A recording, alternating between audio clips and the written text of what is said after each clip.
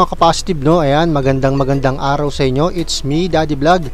Ayan, medyo matagal-tagal na rin ako naghahanap ng powder coating na malapit, no? At yun nga, no? Sinuwerte naman ako mga ka-positive dahil nakilala ko si Papa Bong. Yay! So ngayon papunta ako sa kanya para ipa-powder coat tong mga pyesa. 15 minutes later. Si Bong po? Parang wala pa. Ay, wala po? Oo, wala pa yung motor eh. Ano? Ito, okay lang gawin mo ba? Minasis ko po eh. Sige pa, salamat po. Ay, lalo ko na lang. Salamat po. Yun lang, napaaga ako nung dating sa kanila. Wala pa raw si Papa Bong. Medyo excited lang din talaga mga ka-positive, no? Since malapit lang to sa barangay namin. Bali, na-scout ko na din yung page niya. At lahat naman ng gawa niya is mukhang quality. So, syempre, itatry ko muna yung powder coating niya sa mga piyesang dala ko. Bago ako magbigay ng honest review. 8:01 PM. Tao po. Ayun. Yay! Boss Bong! Basta po.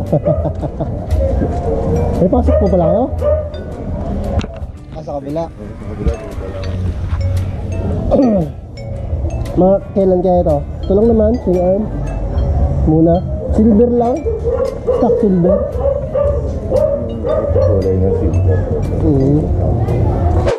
At yun na nga mga ka-positive, no? Iiwan ko na kay Kuya Bong yung swing arm na dala ko. Napakwento pa nga ng konti. Nabanggit kasi niya sa akin na hindi siya one day process. What? Gaya sa ibang nagpa-powder coat. May mga pagkakataon daw kasi na late nagde-react yung paint sa bakal. Kaya 2 to 3 days ang process niya para mas pulido at walang back job. So sa akin naman wala naman yun, no? Hindi naman ako nagmamadali or yung client ko. Siguro mga bukas pick upin ko na. Charot!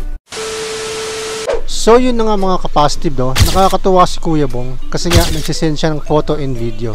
Kaya ako naman, pinorward ko kagad sa client. At yun, Natuwa sa outcome, kaya pinapowder coat na rin niya yung ibang pyesa ng motor niya. Kahit ako, excited once matapos tong project na to. Masabi kong napakabisa ng gawa ni Kuya Bong dito, no? kahit ipalo-palo, di natitipak yung kulay.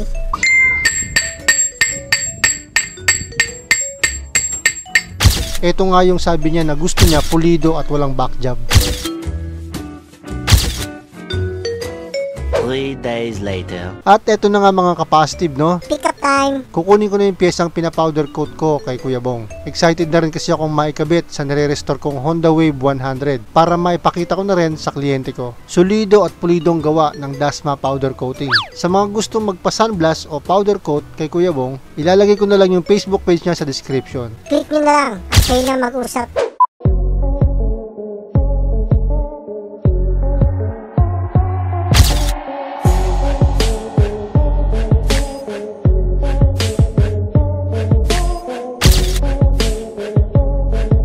So yun muna sa ngayon mga ka-positive. Stay safe, God bless, peace out.